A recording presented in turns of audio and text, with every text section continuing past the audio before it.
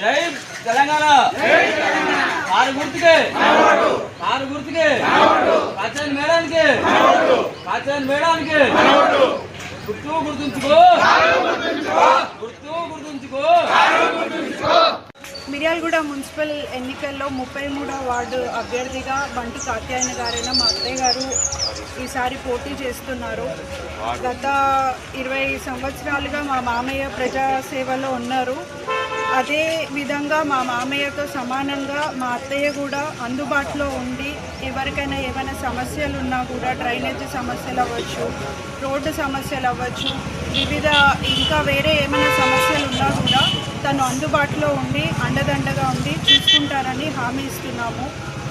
ఇప్పుడు ప్రచారంకి వెళ్తున్నప్పుడు కూడా గడప గడపన కూడా మాకు మంచి రెస్పాన్స్ వస్తుంది.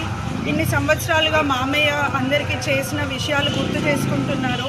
మాకు చాలా సంతోషంగా అనిపిస్తుంది. మాకు తెలియని విషయాలు కూడా మా మామయ్య సేవ గురించి చెప్తున్నప్పుడు మాకు చాలా సంతోషంగా అనిపిస్తుంది, అలాగే స్ఫూర్తిదాయకంగా కూడా అనిపిస్తుంది.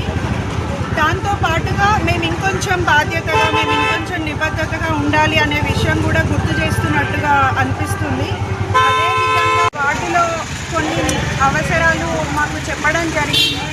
అంటే గుడి ఒకటి అవసరం ఉంది అన్న విషయము, కొంత నీరు సమస్య అది ఉన్న విషయము చెప్పడం జరిగింది. అవి మనం భాస్కరరావు గారి దృష్టికి తీసుకెళ్ళడం జరిగింది. గుడి గురించి అయితే అత్తయ్య హామీ ఇస్తున్నారు. ఈ ఎన్నికలు అయిపోయిన తర్వాత గెలుపు వస్తుందని మేము భావిస్తున్నాము.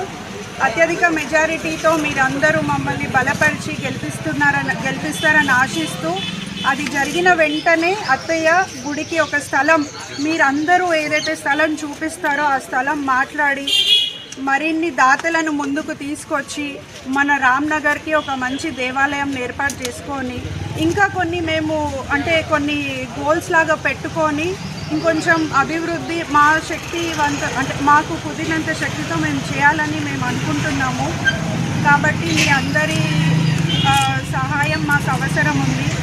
మా మీద నమ్మకం ఉంచి మా మామయ్యకి ఎలాగైతే మీరందరూ సహాయ సహకారాలు అందించి గెలిపించారో మమ్మల్ని, మా అత్తయ్య గారిని గెలిపించాలని వేడుకుంటున్నాము.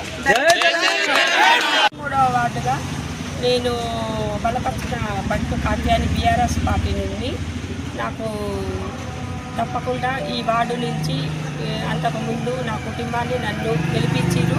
మీరు తప్పకుండా ఈసారి గెలిపించాలి. ఆగిపోయిన పనులు కూడా పెండింగ్ ఉంటే తప్పకుండా చేయిస్తా, తప్పక చేయగలను. నేను ఎప్పుడైనా ఇక్కడే ఉంటాను, నేను ఇక్కడ ఉండను అని అనుకోవద్దు. నేను ఎప్పుడు ఇక్కడే ఉంటాను.